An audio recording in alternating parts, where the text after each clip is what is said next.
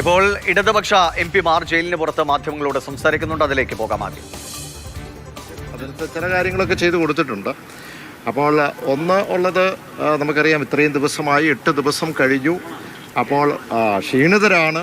വലിയൊരു സഹനമായിട്ടാണ് ഞാൻ അതിനെ കാണുന്നത്. കാരണം ഇത് ഇവർക്ക് വേണ്ടി മാത്രമല്ല, 2 സന്യസ്തർക്ക് വേണ്ടി മാത്രമല്ല, അത് കേരള സമൂഹത്തിനും വേണ്ടി മാത്രമല്ല, വലിയൊരു സന്ദേശമാണ് ഇന്ന് നമ്മുടെ രാജ്യത്ത് ഈ 2 സന്യസ്തർ കൊടുക്കുന്നത്. അതും മാത്രമല്ല, ഇവിടെ ഞങ്ങൾ ഈ ആദിവാസിയുടെ ആ ബാലനെയും കണ്ടു.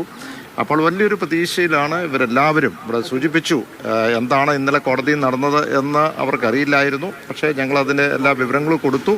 ഇന്ന് ഓർഡേഴ്സിന് വേണ്ടി മാറ്റിവെച്ചിരിക്കുന്നു. വലിയൊരു പ്രതീക്ഷയിൽ ആകുന്നു. ഞങ്ങളെല്ലാം അതിനുവേണ്ടി കാത്തിരിക്കുകയാണ്.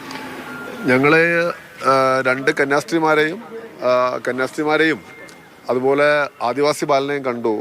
ഞങ്ങൾക്ക് തോന്നിയ കാര്യങ്ങളെക്കുറിച്ച് ബഹുമാനരായ MP-മാർ പറഞ്ഞു.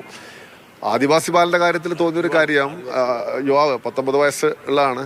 അപ്പോൾ തോന്നിയൊരു കാര്യം, ജയിലധികൃതർ ബോധപൂർവം പറയിപ്പിക്കുന്നത് പോലെയാണ് ഞങ്ങൾക്ക് ഫീൽ ചെയ്തത്. എന്ന് പറഞ്ഞാൽ ഞങ്ങൾ ചോദിക്കുന്നതിന് മുമ്പ് തന്നെ അവനൊരു റെഡിമെയ്ഡ് ഉത്തരം പറയുന്ന പോലെ ഞങ്ങൾക്ക് തോന്നി. ഞങ്ങൾ കുറേ കാലമായി ഇങ്ങനെയുള്ള കാര്യങ്ങളൊക്കെ പരിചയമുള്ളവരായതുകൊണ്ട് ഞങ്ങൾക്ക് എളുപ്പത്തിൽ അത് മനസ്സിലാക്കാൻ സാധിക്കും. അവന് യാതൊരു പ്രയാസവും ഇല്ല എന്ന് വരുത്തി തീർക്കാൻ വേണ്ടി സംസാരിച്ചത് പോലെയാണ് തോന്നിയത്. സിസ്റ്റേഴ്സിന്റെ കാര്യത്തിൽ ഈ പറഞ്ഞതുപോലെ പ്രതികരിക്കുന്നത്